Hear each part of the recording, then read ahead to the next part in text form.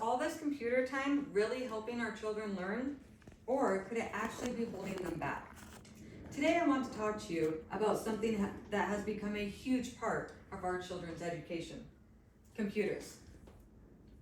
From online lessons to digital homework and even educational games. Technology is everywhere in our classrooms. I believe computers are being overused in elementary classrooms, and this overexposure is harming children's physical health, development, and social emotional growth. My name is Kimberly Lees, and I have worked in classrooms for 4 years and have seen firsthand the difference in my son going from a school that uses computers for everything in the classroom and scoring at 4% for his grade, being tired and overstimulated, to a school that uses it weekly and going up to 68%, looking healthy and making friends. Today I'll share 3 key reasons why computers should be used only for testing and limited tasks, not as daily teaching tools. First, excessive screen time harms children's physical health. Second, it weakens their foundational learning skills.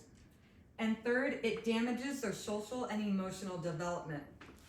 Let's start with the physical side effects.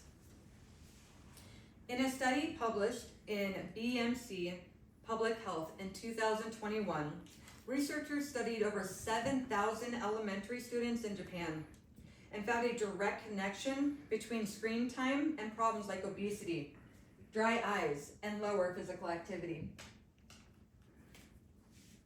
Do you think about how your children already sit for 8 hours a day at school? When homework and video learning are added on top, they're sitting even more. The World Health Organization recommends at least 1 hour of vigorous physical activity a day for kids.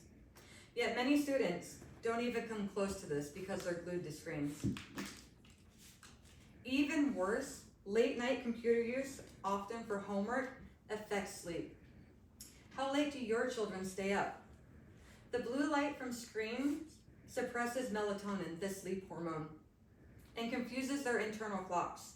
We're creating a generation of tired and overstimulated children before they even reach middle school.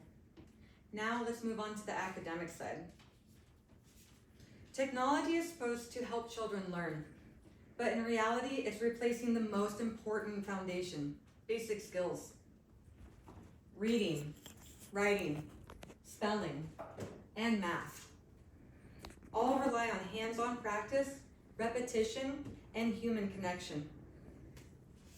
When computers teach skills, students often rely on autocorrect, calculators, and pre-programmed answers, instead of developing their own problem-solving abilities.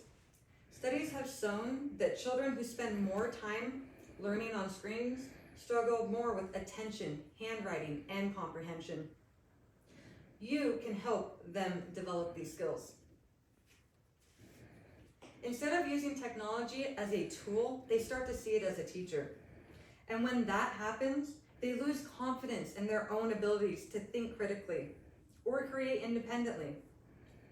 You should want your child to be confident. Computers can collect data and track progress, but that's where their value should stop in elementary education.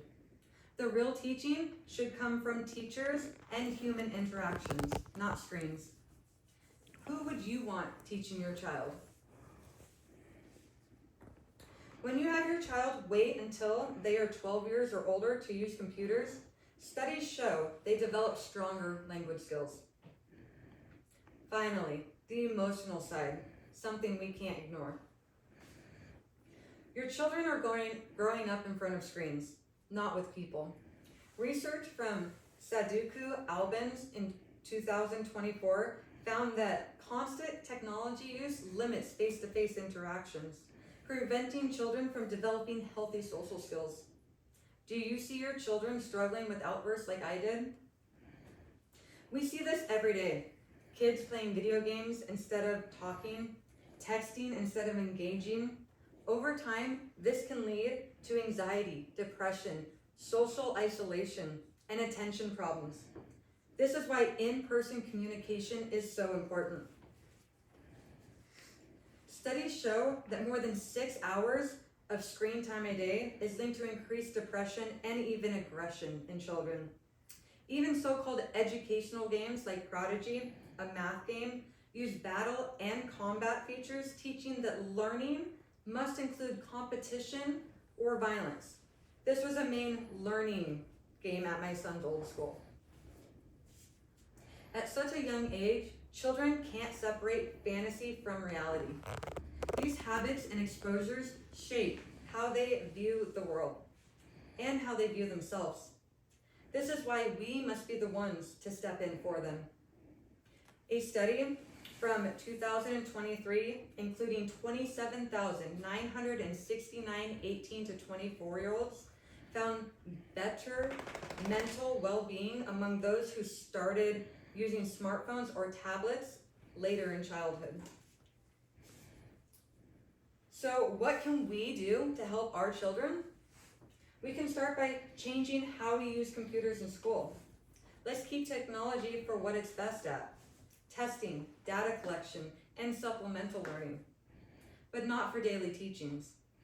Elementary school should focus on building foundational skills: reading, writing, math, and social interactions. Once children reach middle school or high school, that's when technology can be a useful tool, not a crutch. Hopefully now you know a little bit more about how excessive screen time can harm children's physical health. It weakens their foundational learning skills, and it damages their social and emotional development. Over the next few weeks, you should try to see how much screen time your child is receiving. We all want our children to be prepared for the future, but the best preparation doesn't come from screens. It comes from human connection, creativity, and real-world experiences. If we want the next generation to grow up healthy, confident, and capable, we must find balance. Let's give them fewer screens, more hands-on playing, imagination. This is something within your power. Thank you.